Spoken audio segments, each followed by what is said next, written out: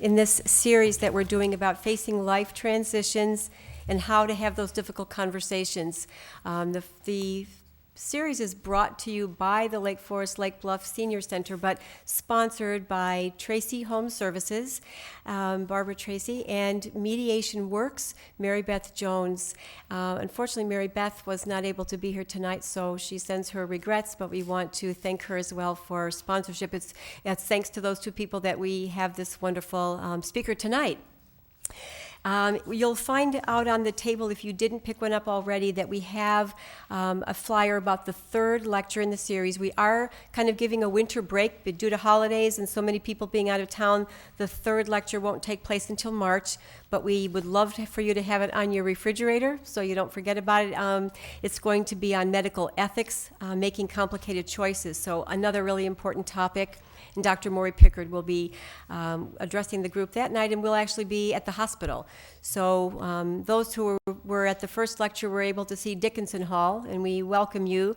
Also out on the front table is a newsletter called the News Brief, which is from the Senior Center with all of our current activities. So if you have not been to the Senior Center, or if it's been a while since you've been to the Senior Center, I encourage you to stop in, maybe pick up a copy of that, or share it with anybody in the community that you think might be interested.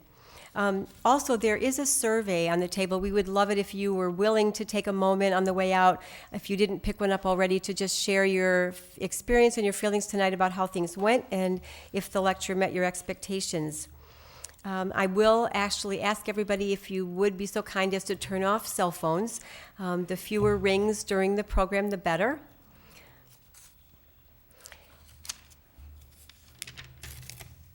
And we're going to have all of us behind bars tonight. Actually, we had the good fortune to be able to use the council chambers, and at the same time that we're doing this tonight, we're actually going to be recording it. So if you know people that have missed it, we're hoping we're going to be able to show it on cable TV, and actually I was told that we might even be on YouTube.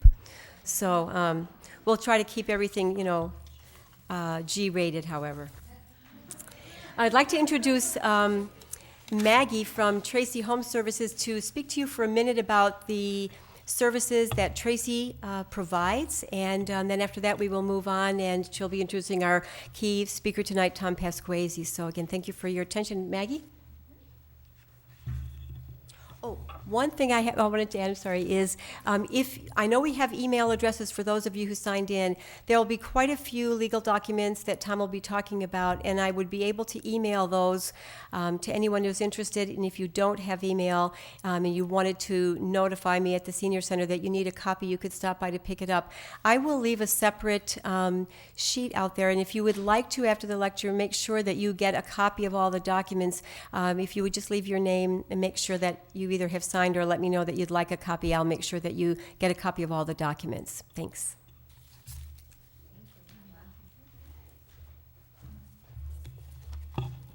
Good evening. My name is Maggie Mariani, and I'm the Marketing Director for Tracee Home Services, a home care agency that has serviced the North Shore for the past 38 years. Many go home after a day's work exhausted and fret the idea of returning to the office the next day. That is not I. I feel strong in my conviction that working under the guidance of Barbara Tracee, co-founder of Tracee Home Services, that I am working alongside a woman who is passionate about servicing the North Shore with professionalism and compassion. Tracee Home Services, a boutique company, prides itself by placing caregivers in the home as a come and go or live-in basis. All of our caregivers are overseen by registered nurses and are employees of our company. It is no wonder that Barbara has provided assistance to over 16,000 families and has earned a reputation of placing caregivers to meet the unique needs of those we are servicing. Having been a registered nurse for 22 years and head of the transplant at North Shore Hospital, I understand that care for the elders extends beyond the hospital. It reaches into their primary residence, and it is crucial that there be a system in place to assure their well-being, and that is what Barbara Tracee assures. Tracee is honored to be a co-sponsor of this evening's venue, and it is with pleasure that I introduce to you our keynote speaker, Attorney Thomas A. Pasquesi. I feel like I should ask everybody to stand up and be quiet as the judge comes in. It is my pleasure to introduce to you Mr. Pasquesi, a longtime resident of Lake Forest. Thank you, Tom, for your willingness to share your vast knowledge with those who are present this evening. Tom graduated from Northwestern University and received his law degree from John Marshall Law School. He is a fellow of the American College of Trust and Estate Counsel. He has earned the respect of his peers, future lawyers, and families in the community by his vast knowledge in estate planning, trusts, and tax reform. In 1991, Tom chaired the Probate and Trust Law Council for the Illinois State Bar Association. Because of his loyalty to the community and his expertise in his field, he has been selected for the inclusion in the Illinois Super Lawyers who manage estate planning and probate. He has published articles in the Illinois Bar Journal, Trust Newsletter, and the magazine ISBA Estate Planning. His loyalty to his practice and those he serves speaks for itself. Without further ado, I ask that you welcome me as I introduce to you Attorney Thomas A. Pasquesi. Does this work? It does. Thank you. That was a pretty nice introduction. Can you hear this okay? What was supposed to happen, Can you hear me like this? Yes. Yeah, here you go. The TV. Is there a camera too? Can the camera see me from here? Does anybody know? Oh, okay, fine. all right, so I got to use this. So the plan was that I had a bunch of handouts that we were going to go through. So you don't have them. So it might be easier if I stand up here where I can kind of show you some of them, and then they'll be easier for you to put into perspective if you get them emailed to you tomorrow and then you look through them. Does that make sense to everybody? Yeah. All right. So as far as rules, get up whenever you want. Help yourself to the food and the drinks. If you have to leave and come back, that's fine. If you just have to leave, that's okay too. I've put up with worse than that. So just feel free to move around. Also, if you have any questions at any time, feel free to ask them, okay? So we won't wait to the end and take a bunch of questions. Anything comes up as we're going through, be sure to just feel free to let me know, okay? So my perspective is I've done trust estate guardianship planning, administration, and litigation for 30 years. And what that is wills and trusts and things like that for tax planning, for disabled children, for just ease of administration during life and after somebody dies. And then the administration is helping people administer estates of their family, friends, after they've passed away, or when they take over as trustees or agents under powers of attorney while the person is still alive but not able to manage their own affairs. And then if there's litigation that grows out of that, that's kind of my specialty. There is a surprising amount of litigation that has been occurring in the last number of years. And what's really going on there is that people are living much longer. So they're living, life expectancy's gone up 20 years in the last 50. But people are living in deteriorated conditions of physical and mental health. So what's happened is 50 years ago, up until 50 years ago, people would live, they'd be totally normal, totally fine, and then they would deteriorate, and then they would die. And the period of time between when they were totally fine and the time they died was relatively short, and the decline was very dramatic. But as time's gone on with medicine, people living so much longer, what's happened is the period of decline is now much longer and prolonged. And the deterioration is much more gradual. So people go along, they're completely normal, and then they start to have problems, physical and mental deterioration. So it could be just a hard time getting around. It could be mental deterioration. It could be dementia, Alzheimer's, all sorts of things. And so that coupled with multiple medications affects elderly people. And so what happens then is the decline goes, they're normal, and then the decline kind of goes like this. And this period of time until the time of death could be a year, it could be 5 years, it could be 10 years, it could be 20 years. During that period of time, these people are generally in need of some assistance and help. Could be as simple as getting to the doctor. It could be doing banking, filling out tax returns, managing money, paying bills, avoiding massive flies. So that makes them then dependent on other people. Those other people could be family members, they could be friends, they could be paid caregivers. Also, as our society is, the children are typically not in the community where the parents are. They might be, but more and more, they're all over the country or all over the world. So they're not often present, or maybe one of them is present. So those people who are local end up often getting the brunt of the responsibility. Couple that with the fact that we also have an explosion of non-traditional living arrangements. You have civil unions, right? Brand new in Illinois. You have, so you got that same sex. It could be opposite sex, but they don't want to get married. You have second marriages very late in life because people are living longer, so they're getting married late. They both have two families, and then they get married late in life, no kids. But then that's a marriage that's going to occur during a possible prolonged period of deterioration for one of the spouses. All that coupled with the fact that the children are not necessarily around, that the children have typically not saved like the generation that went through the Depression. So now these children are sitting back and they're seeing that their inheritances are being delayed because the parents are living longer, so they're not getting that money. They typically haven't saved. They want to get their hands on the money.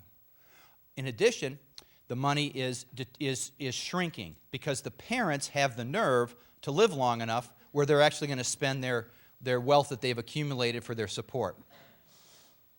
So you throw all that stuff in the hopper, and it has created a really fertile area for manipulation and abuse. So you have these elderly people, they need some help. People come in to help them. Now, most times, vast majority of times, it's handled by family members. They're very well-intentioned. They do a really nice job. Everything's great.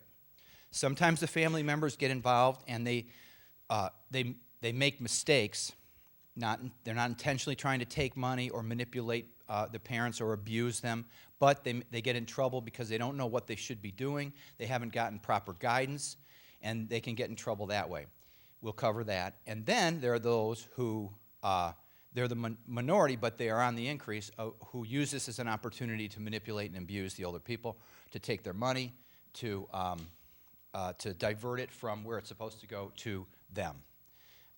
So that is the perspective that I'm coming at this from, and that's because that's my world. So the first thing is, what do you do? How do you know when somebody might need help? That is very difficult. There's no hard and fast rule. It is different in every situation. Signs that we see are, can they pay their bills? Are they paying their bills on time? Or are they just accumulating and they're running into trouble because the real estate tax bills haven't been paid and they're at risk of losing the property? They're losing deposit checks. They're getting taken advantage of by people who come to the door. They're buying, $100,000 worth of stuff on TV at night. Things like that. Management of their finances. So, we've seen so many situations where, not so much now, but in the old days when people had their money in brokerage accounts, some broker was just telling them to buy this stock or this annuity or that annuity. And then before you know it, you have a 85, 90-year-old person with 90% in equities and nothing in fixed, relatively nothing in fixed dollar investments, which, the general rule of thumb is if you're 50, you should have 50 in equities and 50 in fixed dollar investments. If you're 70, you should have 70 in fixed dollar investments and 30 in equities. Now, that's not that's not the law or anything, but that's just sort of a general gauge. So when you have somebody that far out of balance, and then the stock market goes in the toilet, and that 70%, 90% they had in equities is now worth 30% of what it was. And the broker then turns to the family and says, I'm just a broker. I was never hired to give advice. I was never responsible for this account. I was just functioning as a broker carrying out the 90-year-old lady's directions. And so, that's a lesson that a lot of people have learned through this downturn in the economy. And one to keep in mind is there's a huge difference between a broker who's just getting a commission for every time they do a transaction and an investment manager who's taking investment responsibility for managing the account, for making sure it stays in balance, to making sure it's right for that individual. And they then have responsibilities that are higher to the family and to those people if they mismanage the account.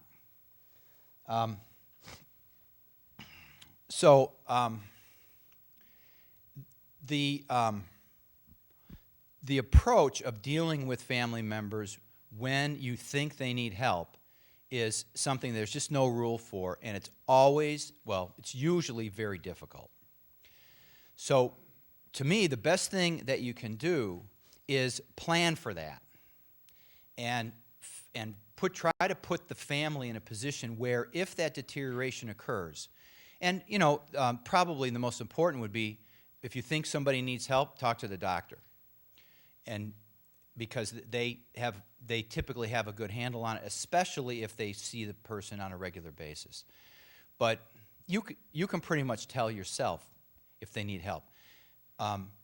Now, what happens if somebody needs help and they cannot fully manage their medical decisions or financial affairs, and they don't have any of the other tools that we're going to talk about? You have to go to court, and you set up a guardianship. So a guardianship is where somebody goes to the judge and says, we want the court to take over this person's affairs and appoint a guardian who is going to do the right thing for this person and report to the court and be under the supervision of the court, okay? So if there's two ways that a guardianship happens. One is if it's a minor with no parents. Then the court is going to administer their money and their health care until they're 18, then it's over, then they're on their own. The other way is if you have an elderly person, or it could be even like, let's say a child who has mental disabilities from birth. They turn 18, then there might be a guardianship for that person. Or people typically, as they get older and they get to a point where they can't manage their affairs, then a guardianship can get established.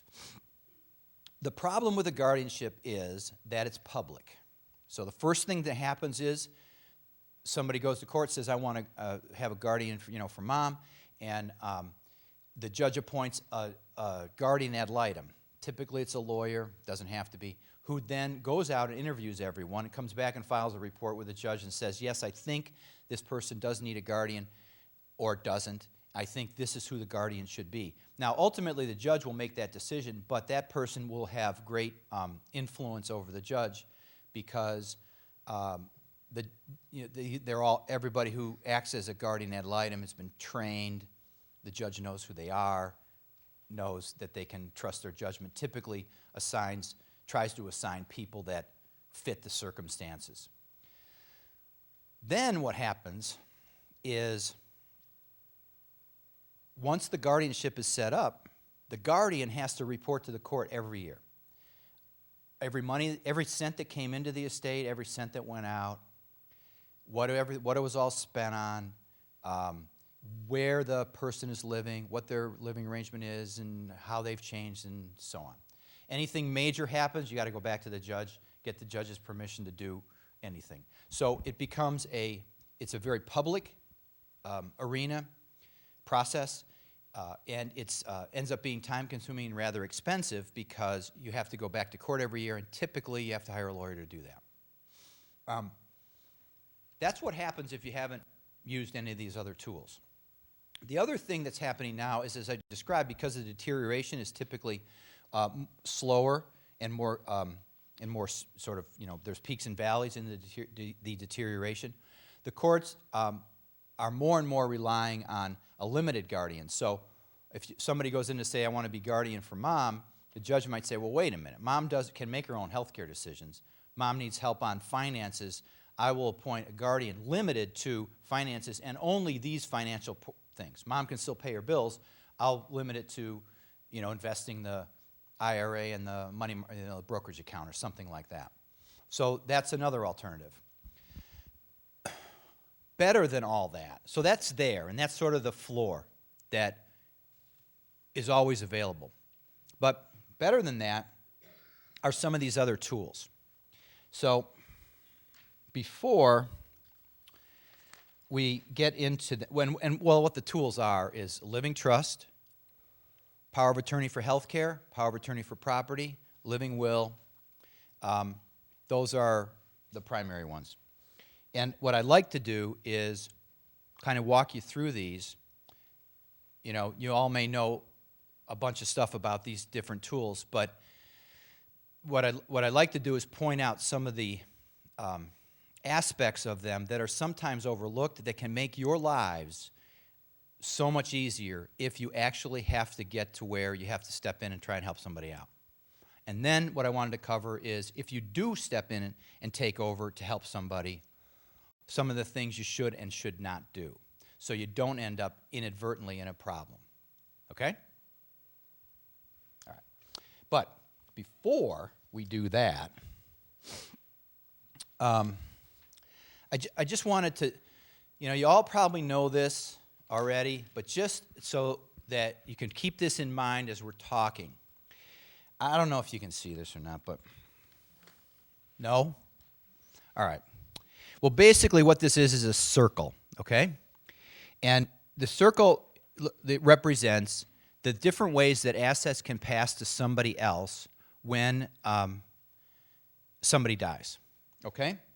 And I know at this point we're talking about when people are still alive, but it does interrelate to what happens when they're living. So let me just set this thing up. Test. I'll be singing later. Okay, so one way that assets pass when somebody dies is if you have something in joint tenancy. That's what this little box is over here. But if you have an asset that's in joint tenancy, there are two joint tenant owners, one of them dies, the other one automatically becomes the owner of that account. Okay? They say it happens by operation of law, so it's just an automatic thing.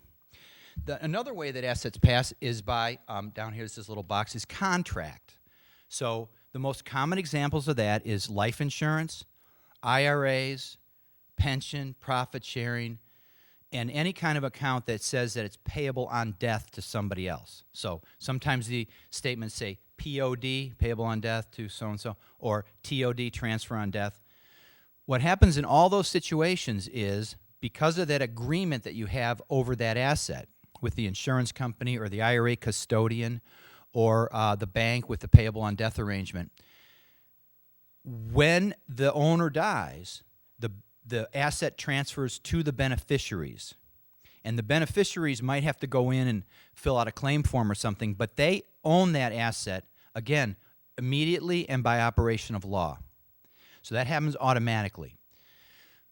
Also within this category is a living trust. So all a living trust is, so sometimes they're called revocable trusts, sometimes they're called living trusts.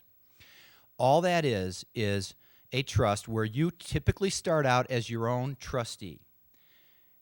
It's a trust agreement, very similar to an agreement you have with a life insurance company. It's in the same category.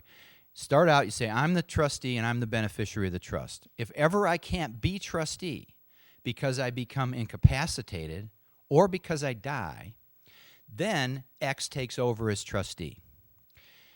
And then, at the time of my death, the trustee takes any assets that are in the trust and that have been transferred into the trust and distributes them to the beneficiaries. Okay? The beneficiaries could be individuals, it could be charities, they could be other trusts for family members, it could be anything. But the point is that the transfer of those assets occurs, again, by operation of law under the trust agreement. And in Illinois, none of that stuff that we just talked about, joint tenancy, IRAs, pension profit sharing, life insurance distributions, and distributions of living trusts are supervised by the court. The court has nothing to do with any of that. That's not true in all states, California, for example, but it is true in Illinois. So all those things happen when somebody dies, and then what's left goes under your will. And the will is conceptually a two-step process. It first goes to your executors and then to the beneficiary under the will. That process of those assets that don't pass by joint tenancy or beneficiary designation or under the living trust, what's left goes under your will to the beneficiaries. That process is supervised by the court, and that's called the probate process, okay? So why this is important is that if you're dealing with a power of attorney for property or a living trust or a guardianship, it makes a difference which category these assets fall in. Depending on what category the assets fall in, that affects what control and power you have over them if you're stepping in to try to help somebody. Okay? So that's just one thing, and I'll be more specific about it, but that's just one thing that you really need to know if you're going to try to step in and help somebody manage their affairs. Because, for example, an agent under a property power of attorney can't change payable on death arrangements, can't change IRA designations, can't change insurance beneficiary designations unless the power of attorney lets them do it. Okay? So I think understanding where you can end up will help you understand how you want to structure it all up front so you have minimal problems. Okay? Yeah.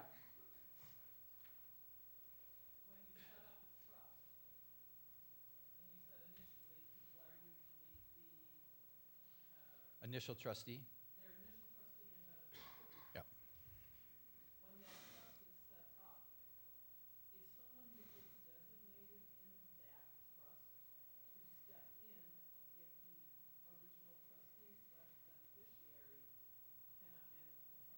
Did I pay you to be here to handle that segue? Perfect. Great minds. Okay. All right. So I will answer that. I just want to point out, in your materials, if you get them, this is our little living trust question and answer newsletter that answers a lot of questions about what is a living trust, how does it work, okay? We don't need to spend a lot of time on that for right now. Okay, but typically in a living trust, you do set up a mechanism so that if you become incapacitated, someone else can take over as your trustee. Now, you don't have to, but it is a major reason why, major thing you should do in the document, in my opinion. So in the stuff, I have a sample just for you to look at, and it's this one-page thing when you see it, and it says paragraph 2.3. But here, just for an example, it says, at any time while I'm acting as trustee and my spouse or a child of mine is living, a majority of those then living of my spouse, my children, and my then attending physician may certify in writing that they don't think I can fully manage my financial affairs or make healthcare decisions, in which case I'm no longer the trustee and the next named trustee takes over. Okay? Now, that's not hard and fast. That can be altered for your circumstances. But the point is, you can designate. I like to think of it as a group of people who can make this decision for you. So what can happen is you're going along and you get to a point where you can't manage your affairs anymore. You know it. Sit down with the family and they say, you know, you really need help. And so I say, yes, I agree. I'll resign as trustee. Couple lines, sign a piece of paper, next trustee takes over, it's all done. It's easy. But sometimes that doesn't happen, either because the person doesn't want to resign, doesn't think they need to resign, or they become incapacitated and they can't sign the paper. Either way, it can happen. So this little clause in here is really valuable. Now, some lawyers say, we're not going to let the next trustee take over unless the court determines that dad doesn't have capacity to be the trustee anymore. Okay? So the court has to determine it. Now, if the court's determining it, how is that? And it's a little different from a guardianship, but it still involves all that court determination, going to court, having the guardian ad litem appointed, having all this public stuff going on. To me, the whole value of all these tools we're going to talk about is it gives the family an opportunity to keep everything in control within the family, minimize the outside interference from the courts, from taxing bodies, from nosy people. It's private. Nothing ever gets filed with the court. Okay, a will, remember we talked about earlier, the will gets filed with the court. A living trust agreement does not. It stays private. So the variety of tools we're going to talk about the real purpose is to give tools to the family to keep their affairs private, within their own control, and minimize the involvement of outsiders. That's really what's going on. Now, just as a backdrop, though, that's a good thing. But giving the family control, eliminating the court, and eliminating outsiders can also be the bad thing. So, to me, one of the most important decisions to make is who is going to be the trustee if you can't be the trustee? Who's going to be your agent to make healthcare decisions and manage your property if you can't do it? That is the most important thing. So I'll digress for just a second and a couple comments on that. It can be individuals or it can be an institution or a combination of individuals. It can be a combination of individuals and institutions. There are trade-offs. Typically, an institution is an institution. They have a lot of files, and they may change personnel. You may or may not have a long-standing relationship with anybody, but they are going to be very careful about following the rules. Generally, they're very careful. Following the rules, making appropriate investment decisions, making appropriate distributions. That they're going to be very good about that. It's unlikely that they're going to end up stealing money. An individual trustee all by themselves with limited requirements to account to somebody else is in a position, they have no right, but they're in a position to abuse that power and siphon off money or misuse it, have mom move in, build an addition on the house. Things like that happen all the time. So that's the other side of it, is the flexibility of having a family member alone is great if the family member is going to really do a good job. If they know how to manage the assets, if they're not over their heads in that, if they know how to manage the tax issues, if they're paying all the bills, handling all that, and if they're doing what they're supposed to do, that is acting in the best interest of the beneficiary of the trust, not in their own self-interest. And the law is, if you step in and act as a trustee, you have a fiduciary duty. So, like clergy, doctors, they all have fiduciary duties to their patients or their priest, parishioner, all those relations, lawyer, client. Fiduciary duty is a very high duty, standard of care, to do nothing because of your position of influence and power, really, that benefits you, that every step you take has to be for the benefit of the beneficiary, and you have to bend over backwards to never use that position to your own benefit. That's the law. And if a trustee gets caught violating that, then they have, there's personal liability. There can be punitive damages in some cases. They could end up paying the attorney's fees for the other side. I mean, there's all sorts of bad stuff that can happen if they really have abused that position. And if you catch them, before they've taken it all and spent it, and they can't pay the judgment. So individuals versus institutions, there are trade-offs. You can also do a co-arrangement. So you might say, well, I want to have an institution to make sure that the assets are protected, they're managed properly, but I want to have a family member involved to make sure there's that personal concern. You can do that. You can have two individuals.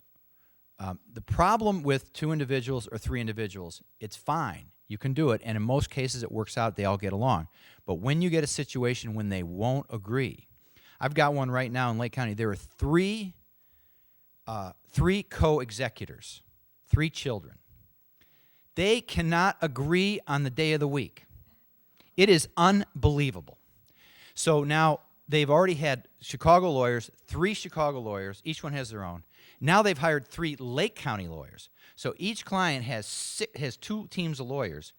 And they've gone on for, a year, and they haven't done anything yet. They can't even agree on selling taking money out of a safe deposit box and putting it into an estate account. It's unbelievable. If you had one person, that would be getting done. 3, and now with a trust, if you have 3 majority rules. If you have an estate, however, it's different. If you're in court with a probate estate, they have to agree on everything. It has to be unanimous. So it creates some cumbersomeness. So the point is, multiple trustees can create cumbersomeness, but it does add the protection and a check and balance. So there's a trade-off, okay? Now, so back to this thing.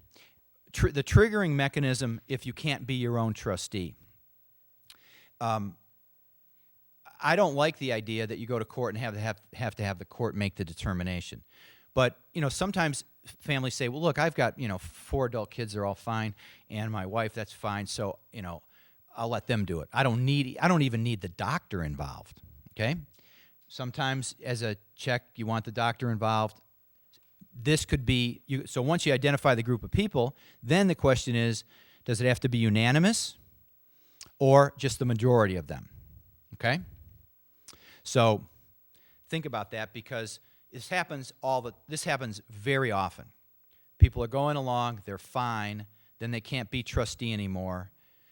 And as I said, it could be because of a gradual deterioration and they just don't want to stop yet, or it could be because something traumatic happens.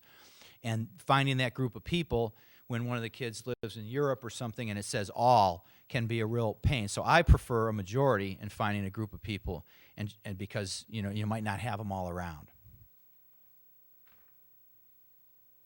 All right. Does that answer your question? No? What? Go ahead. What's your question?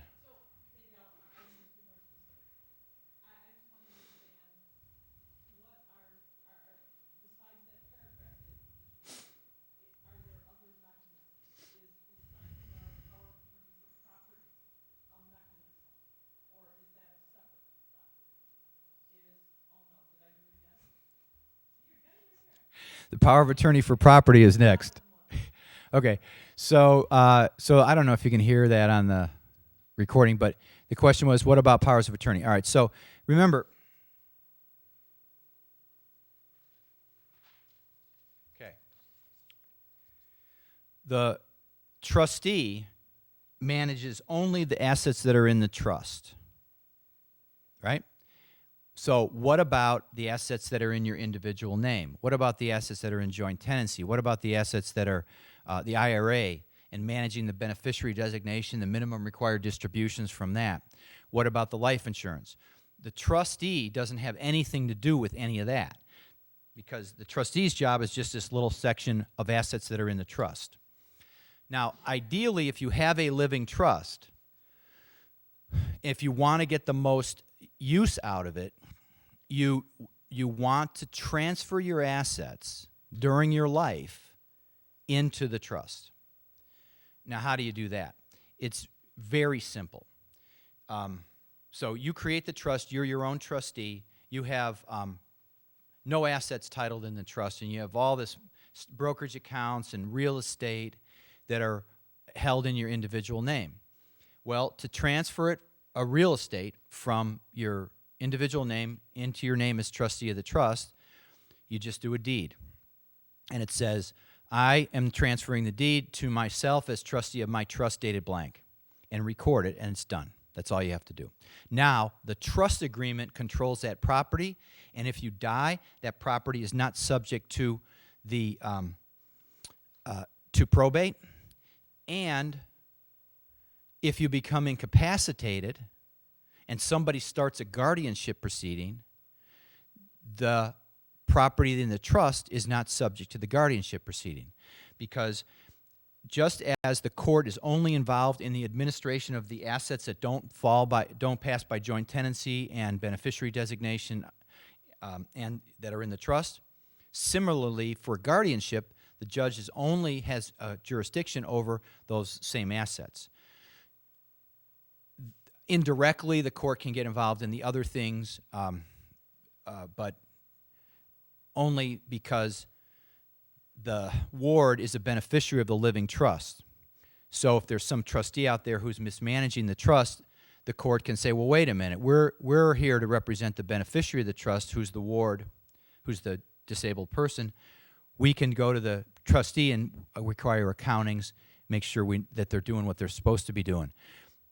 But assets that are in the person's individual name, the judge has total control over. Okay? So you transfer a deed to the trust, a real estate to the trust by a deed. To transfer a brokerage account, all you do is you give the broker a copy of the trust agreement and say, re-register this account in my name as trustee of my trust. That's it. And so now the account statements will come and they'll say, Joe Blow as trustee of the Joe Blow Trust dated blank. As long as you are living, you don't have to get a separate tax number or do a separate tax return for the living trust. It's registered under your Social Security number. All the assets are registered under your Social Security number, and you just do your 1040 like you normally do. Yep. Pardon?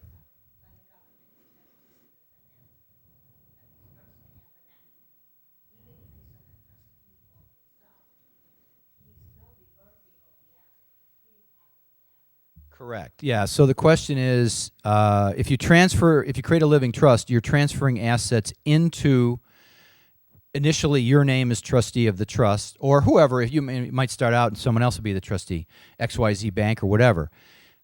So the assets are now held by, let's say you're doing it yourself.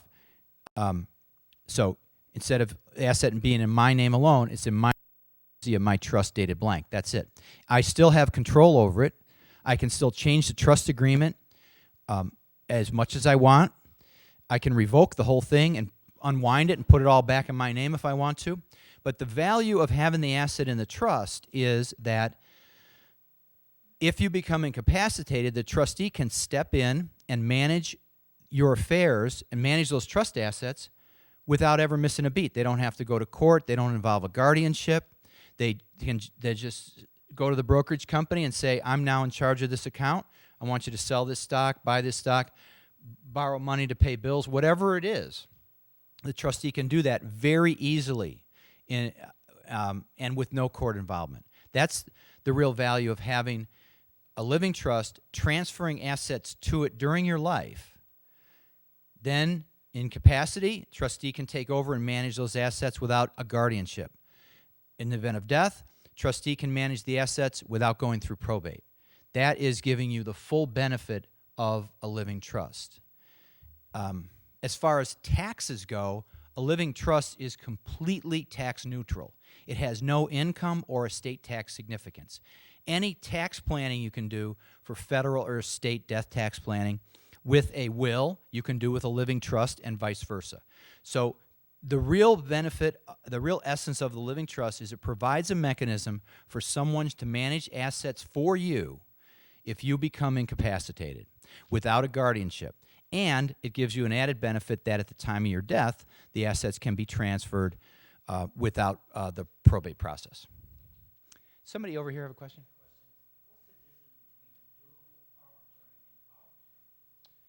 Okay, so question was, what's the difference between a durable power of attorney and a power of attorney? There are all sorts of different kinds of power of attorneys, but typically what we're talking about here is a durable power of attorney. All that means is, the word durable just means that you sign it when you're competent, and if you become incompetent, it continues. It doesn't stop on your incompetence. That's basically all it means. It does stop at the time of your death, but what you want is a power of attorney that will be effective in the event of your incapacity. That's basically why you're doing it. You know, you can have powers of attorney for specific things, like let's say you're going to go out of the country and you want to give somebody a power of attorney to complete a real estate transaction. But the general power of attorneys that we're talking about would go through your incompetence and go right up to the time of your death. Yeah.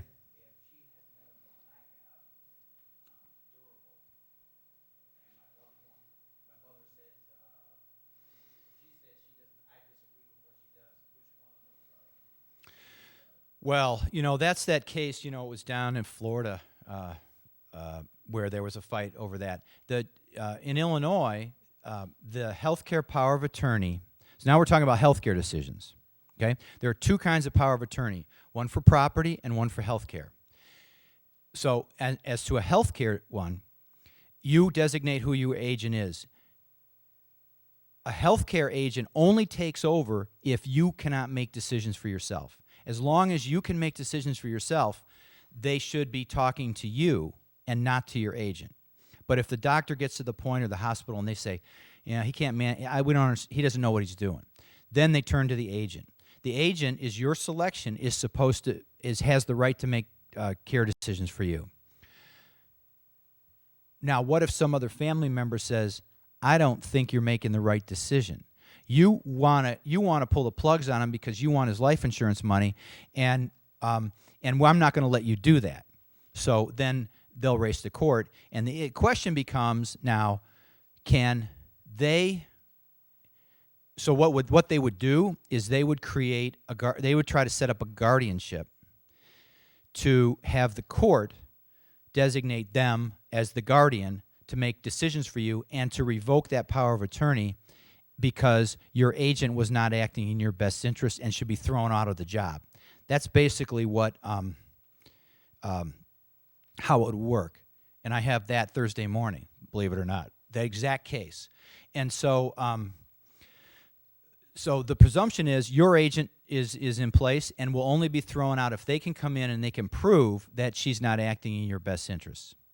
Because the whole idea behind these is if you're competent when you sign your healthcare power of attorney or property, it should be presumed that's who you want to do it. And no one should stick their nose in it unless the court finds that that agent is not acting in your best interests. Then the judge can have the ultimate authority to change it. Does that answer it? Okay.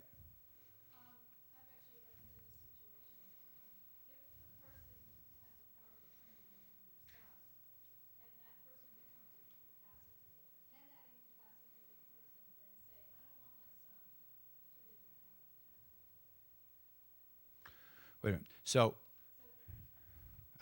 I thought I was with you. Okay. Right.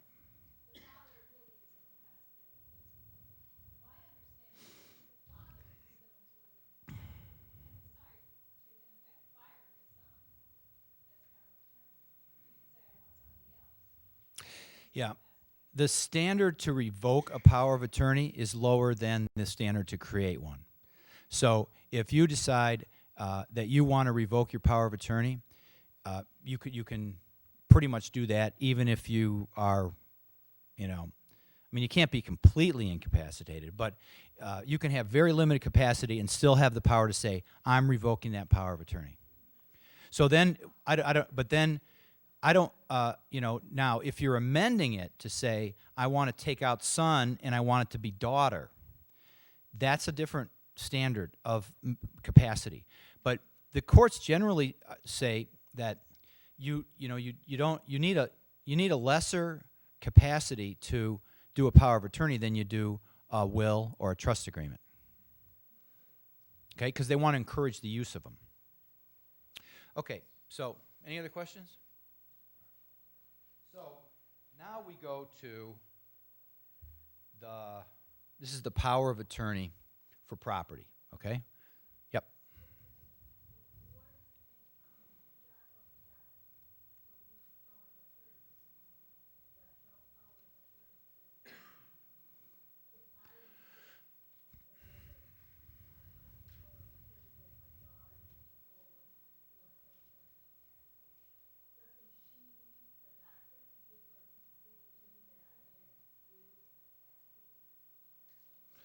Well, the way it typically works is the doctors will deal with the patient until they think the patient can't answer the questions anymore, and then they'll deal with the agent.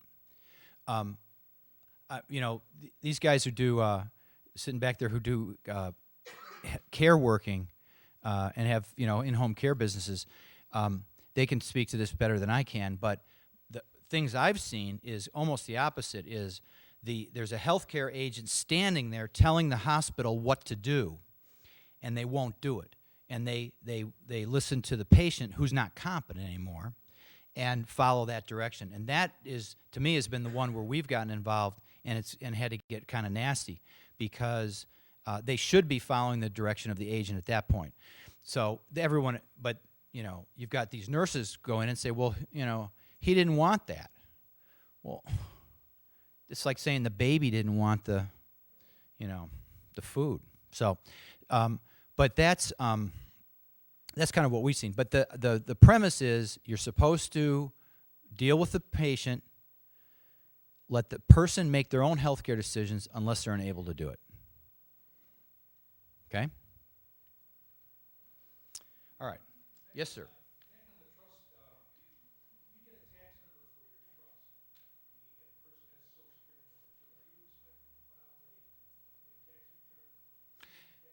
Is the creator of the trust still alive? Yeah. Well, it used to be that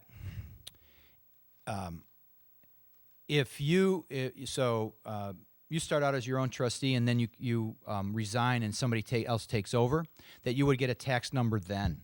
And once you get the tax number, you're supposed to fill out an income tax return. That income tax return is basically a reporting return. That's all it is. It says, okay, all the income that came in under this Social Security, this tax number, was payable to the individual under this Social Security number. So go look at their 1040, and that's where it's all reported. That's all is supposed to happen. The general practice now is that as long as the person's living, you don't do a separate tax number, okay? As long as you're reporting all the income on the 1040, it's in the end you're supposed to be filing a 1040 an income tax return for the trust. It's a form 1041. But as long as you're reporting all the income on the income tax return, the 1040, there's really no harm because you're picking up all the income. But technically, you're supposed to be filing a return, and you will probably get a letter someday saying, we got all this income reported under this tax number for the trust. Nobody ever filed a return. Where's the return? So it is definitely advisable to prepare that return every year. Right. They'll see it, and a computer will send out a letter, and then you'll have to go back, years and dig it all out. It's easier to do it now. Okay? So now, the power of attorney. All right, so this is what it looks like. And this was just redone in July. And they changed it somewhat. And some people don't like it. There are two kinds of... So these are durable powers of attorney that go beyond your incapacity to the time of your death. there is a statutory form that the state, the legislature has created. That's called a statutory power of attorney. Some people use that, some lawyers. Some people don't. I don't. We tailor ours, we modify it. And I'll just point out a couple of the reasons why. But one of the things this says right here in this opening paragraph is real important. It says that you designate an agent, they don't have to do anything. But if they do something, then they're obliged to act in your best interests, okay? So just the fact that a power of attorney is out there doesn't really mean anything. The problem for the agent is this. You designate somebody as your agent, and then you say, hey, will you help me? I need you to change this beneficiary in the IRA. I don't want to leave it to all the 3 kids. I just want to leave it to you. And so the agent goes out and calls the broker and gets the form and fills it out and gets you to sign it, sends it in. And when the other kids find out about that, they're going to, if they were to say, wait a minute, you can't do that because as an agent under a power of attorney, you can't take an action that benefits yourself. So that is invalid, and the original designation should apply, and they're probably going to win. So if you're an agent, you have to remember, we talked about it earlier, that fiduciary duty. You can't do anything that benefits yourself. That's an example where people can get into trouble inadvertently by doing something you think is what the principal wanted, but in the end it backfires on you. Okay? Also, what's new here is it says you must, if you do something, you have to keep a record of all receipts, disbursements, and significant actions you've taken. They also they added this. So this is kind of the notice to the person who's signing the power of attorney. Unless you specifically limit the period of time that this power of attorney will be in effect, your agent may exercise the powers throughout your lifetime, both before and after you become incapacitated. Okay, so that's the durable aspect of it. A court, however, can take away the powers of your agent if it finds that the agent is not acting properly. So that's what we were talking about earlier. The power of attorney is durable, but the court can step in and take the powers away if they think the agent is not acting in your best interest.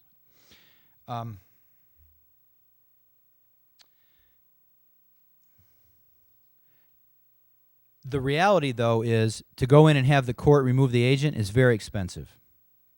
Okay? And no guarantee it'll happen. So the actions by the agent have to be pretty extreme before the court's going to step in and change your wish of who you designated as the agent, if when you signed the document you were competent.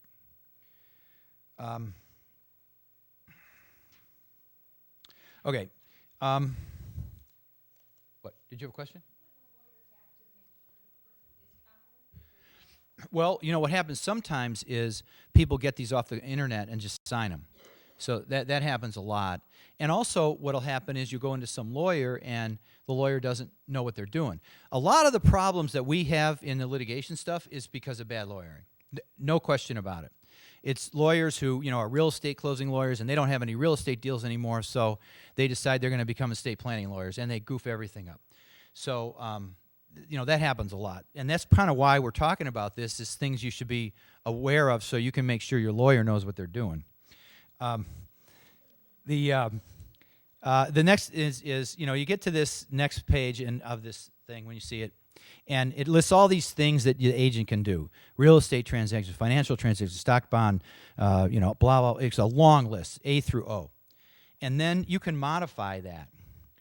One of the things that we do, and you have a sample in here, is we add, if it's appropriate, the power of this agent to make gifts. Now, we typically limit that to only the annual exclusion gifts, which is $13,000 a year, or to make tuition gifts to the grandkids. But that's something to always consider, if that's something that you think you want the trustee to be able to do. And then the question is it going to go, who do the gifts go to? Does it go to just your descendants, or does it go to their spouses too? There might be tax reasons why you'd want the agent to do that, but you have to think about it. The other thing is, you'll see here is a sample. We always have, if you have a living trust, we always have the power to transfer property to the living trust. So if you go along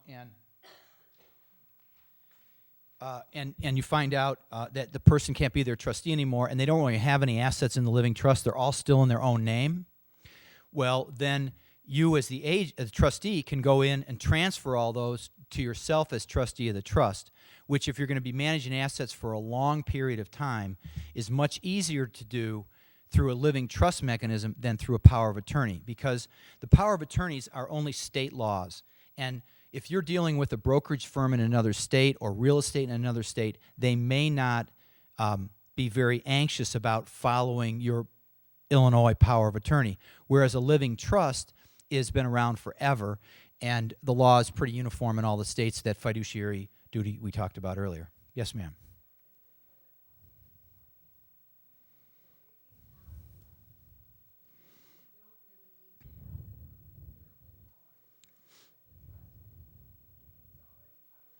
Well, that's an excellent question. If you have a living trust and all your assets are in the trust, then you may not need the durable power of attorney. It'll be of less importance. However, if you need to change beneficiary designations, deal with IRA minimum distributions, deal with changing beneficiaries on life insurance, for example, those things you can't do as the trustee, but you could do them under a properly drafted power of attorney. The other thing is we always have powers of attorney, even if we're going to fully fund the trust, and we always have wills, because there might be an asset that you forgot about. A car, for example, you can't put that in the trust because the Secretary of State doesn't know what to do with it. So you leave the car in your name alone. And if all the assets that you have in your individual name at the time of your death are less than $100,000, you can still transfer them to the trust. So if you have a living trust, you always have a will. The will says, if I die and there are any assets that are not in my trust, add them to the trust. Okay? That's all it says. Of course, it takes lawyers 5 pages to say that, but that's all it says. Now, if the total that's in that bucket is less than $100,000, you can still transfer it to the trust without going to court. It's with a small estate affidavit. So if you're going to fully fund your living trust, it is absolutely true that the will and the property power of attorney should become very unimportant documents, but you would still have them to the extent you need them. Okay. Another option, if you want to make tuition gifts to the kids, and then you'll see in here there's a sample of what we say relative to IRA designations and changing beneficiaries of IRAs.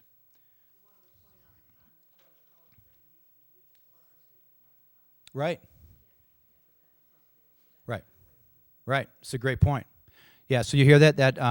Another reason to have a power of attorney is for safe deposit boxes, because they cannot be registered in the name of a trust. And safe deposit boxes are specifically listed in the power of attorney. Now, so the difference between the statutory and the power of attorney is this. The statutory power doesn't have some of that stuff we just talked about. Also, in a statutory power of attorney, if you're just using the form right out of the statute, that's all that means. You cannot have co-agents. You can only have one. That's the law. Says you can have co-agents. You just can't use our form out of the, printed out of the statute. So sometimes you want co-agents. I have a lot of clients that just, no, I want to have both the kids do it. I don't want to pick one over the other. Now, also, you'll see in here, it gives you options of this power of attorney shall be effective upon one thing or another. So one thing you could do is you could say in here, the power of attorney doesn't become effective until that certification of my spouse and the kids and the doctor that we talked about earlier relative to the trust, until that same thing has been done relative to the power of attorney. You could do that if you wanted to. Follow that?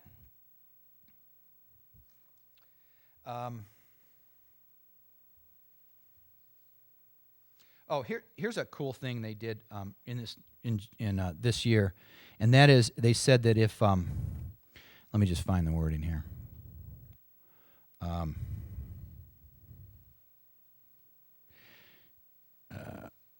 Oh, here.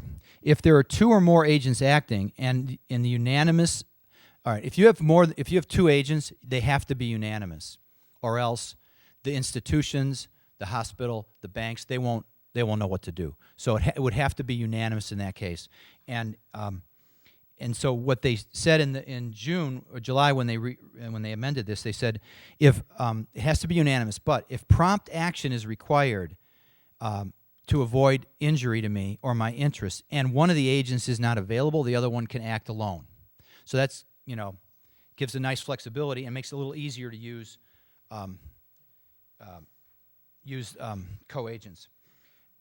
When you see this, you'll also see that there's a whole section attached to it. This is right out of the statute of all the things the agent can do. So it's this whole page.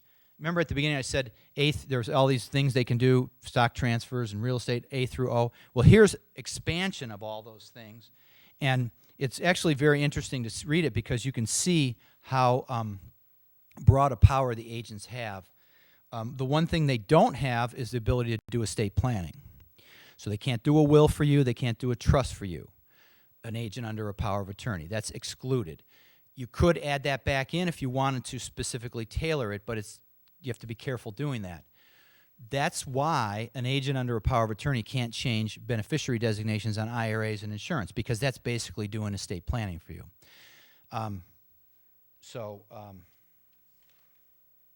Then at the end is this notice to agent. This is brand new. So if somebody takes over an agent, it basically tells them what they should be doing. That's something that you'll see in this materials that we've been doing for many years, and that is we have these suggestions to a trustee and suggestions to an agent under a power of attorney.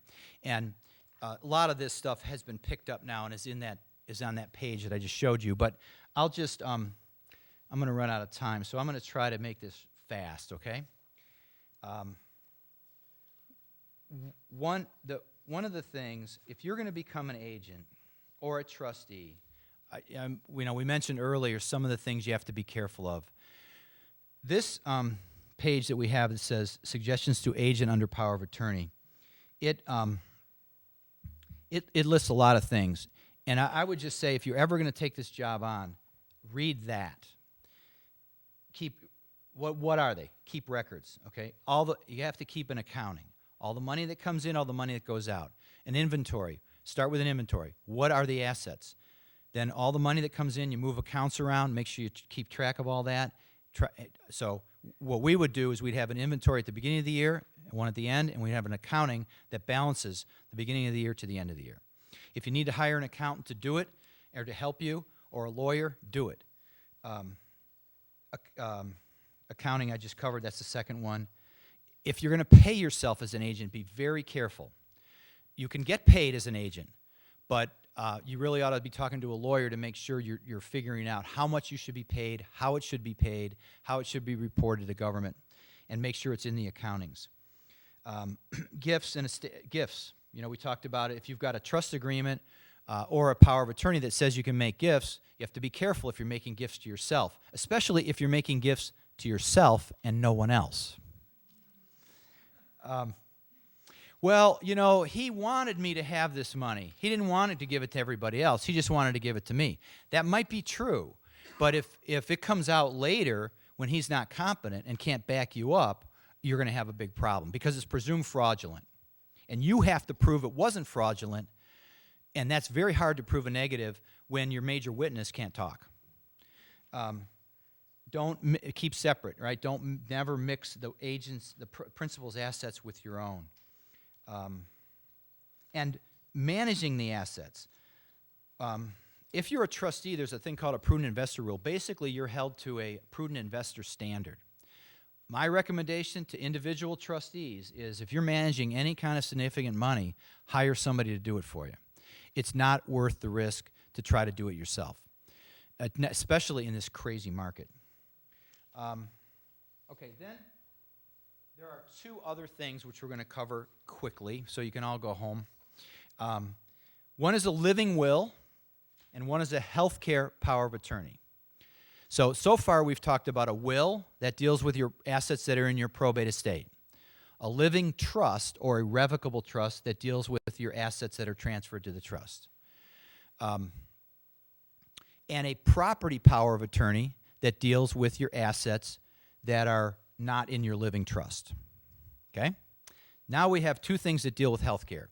The first one is a living will. Okay? Not a will, a living will. And this is only one page. It's 3 paragraphs. It's very uniform in all the states. It says, if I have an incurable condition and death is imminent, it's only being delayed by artificial means, take the artificial means off. But you must always provide me with comfort care. That's what it says. So there was these cases, Karen Quinlan and then Cruzanne were the big ones. These girls both had living wills. And so the family went and said, all right, we'll take off all the machines. So they did. And then they said, all right, take out the tube feeding, the intravenous hydration and nutrition. And the doctor said, wait a minute, we can't do that because that would not be giving her comfort care. That'd be like starving her. So we can't do it. So it went to the Supreme Court of the United States, and they said the doctors are right. So back in the early 80s, Illinois created a health care power of attorney. And that gives you the ability to give to your agent all decisions to make the power to make all healthcare decisions that you could make for yourself if you were competent. And that includes to have tube feeding, have any procedure, to not have a procedure, to have treatment, to not have a treatment, and includes disposition of remains, all that, okay? That's what this other one is. Now, it's very similar as far as the beginning of it, the notice to the person who's signing it. We already sort of covered that.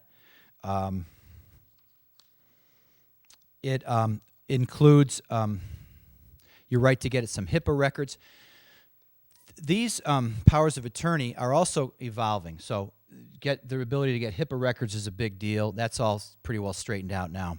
But things like, this really goes more to the property one, but getting your access to your passwords, all that electronic activity. How do how's that going to happen? A lot of people say, well, wait a minute, if I have an agent under a power of attorney, I can definitely do that. But some people are starting to add now provisions like that to make it easier so that if your agent had to go into the bank and say, I don't know what their passwords are, produce it all for me, that they would do it. The healthcare power of attorney has a page. On page 2, you'll see there are different options where if you wanted to limit the power of the agent. So I want my life prolonged to the greatest extent possible in accordance with reasonable medical standards without regard to my condition, the chances I have for recovery, or the cost. Okay? So if you wanted to direct that, you can do that in this document. Otherwise, if you say no limitations, you're just going to trust the agent to make whatever decisions the agent thinks is in your best interest and consistent with your wishes as they know them, and let them make the decision based on the changed circumstances. So, the trade-off again. You have that person there. Giving them flexibility is generally a good thing in all these things. Giving a trustee, an agent, flexibility, in my experience, is generally good because stuff happens you can't imagine, and they can then be free to do the right thing for you. But the flip side is you could have somebody who wants to pull the plug too soon, and then there's an abuse. Same thing about the co-agents. Yep.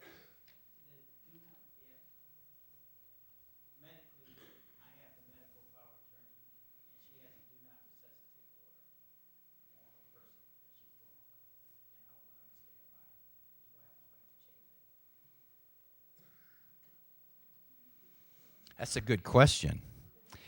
I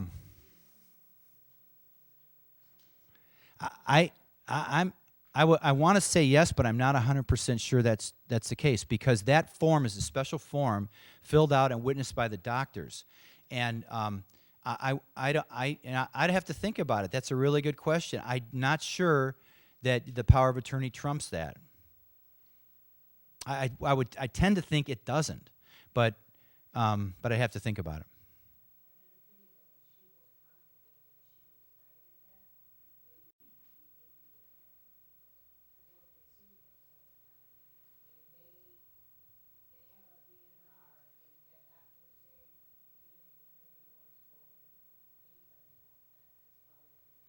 Yeah, it might go to was the DNR order signed before the power of attorney or after? That might make a difference. All right, it's 7:30. I was told to end. Are there any questions?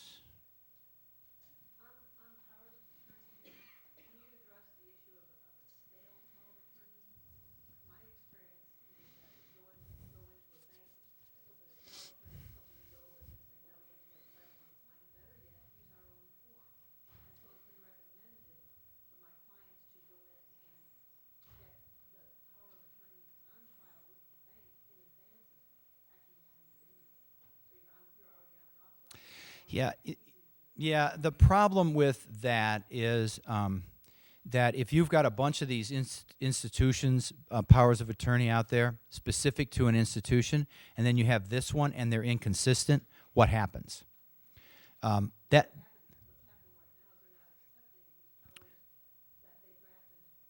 Yeah, but I mean, if you have one of these powers of attorney and you name your spouse, and then you have signed one at a bank and you name your kid, which you have an inconsistency. Well, I don't know, because there's been a whole in this recent law change. It includes a provision that says it revokes all your other powers of attorney. So if you sign this one later, it revokes all the other ones, except for certain ones that are specifically listed, which are some of these institutional powers of attorney. So, my feeling is that we always try to update these when they're easy to do. When we see clients, if we're doing something else, we update them, because I agree with you. Having a fresh power of attorney is much easier to use than having an old one. And having the individual ones at the banks is fine, but you can create that inconsistency problem.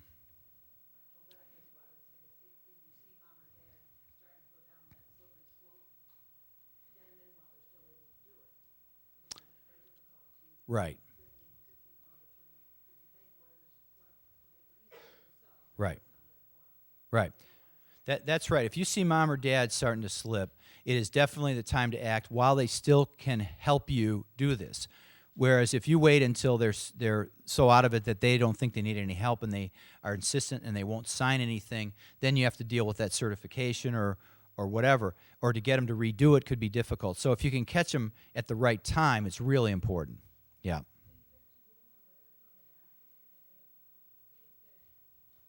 No, a property power of attorney is effective immediately. The healthcare one, not until you can't make your own decisions. The property one is effective immediately unless you put into it, it's not effective until this date or until there's a certification.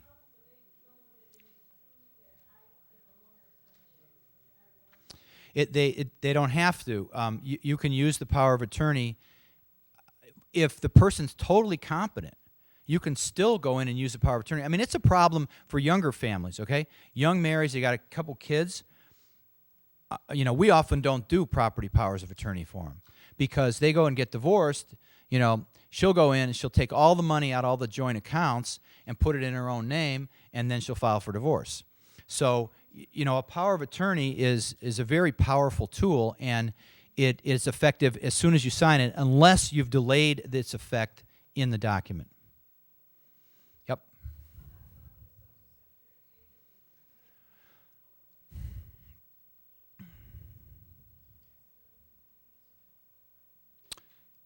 I don't know why it would be.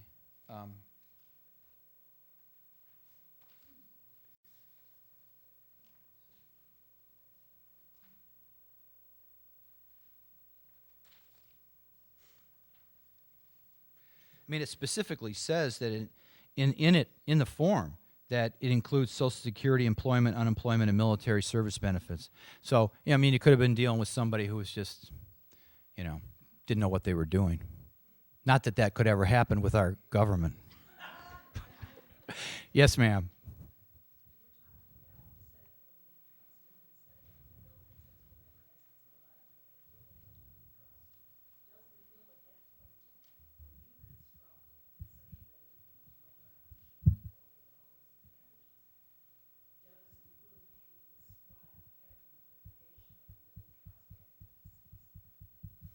No,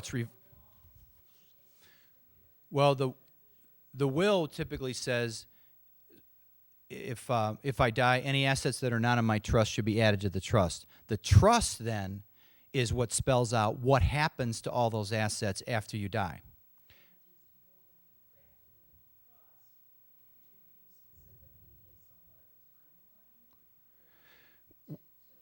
Yeah, yeah, yeah. Yeah, typically it says, upon my death, do this, which means upon my death, do it. So when should that be done? Well, you can have a situation where you can have a lot, and it can be held in CDs and brokerage accounts, and it can be distributed in 30 days. And hold back something for taxes and distribute the rest. Our philosophy is always get it distributed to the family as soon as possible. Let them get on with their lives and let them get this behind them. And let them make the decisions about what's going to happen to the assets. Let them all make their own decisions. The longer these things drag on, the more likely it is that something's going to happen. The stock market's going to go in the toilet and the trustee's going to get blamed for it. Or there will be a misunderstanding. They'll have communications, they misunderstand something, like that old Johnny Carson thing they did. Half the room's too young to remember that, but they would whisper something in one ear, and they would continue it down the line, and by the time it got down there, it was completely different. Well, that happens. So people get all upset, they misunderstand things. Next thing you know, everybody's in court. And the only people that win when that happens, bingo.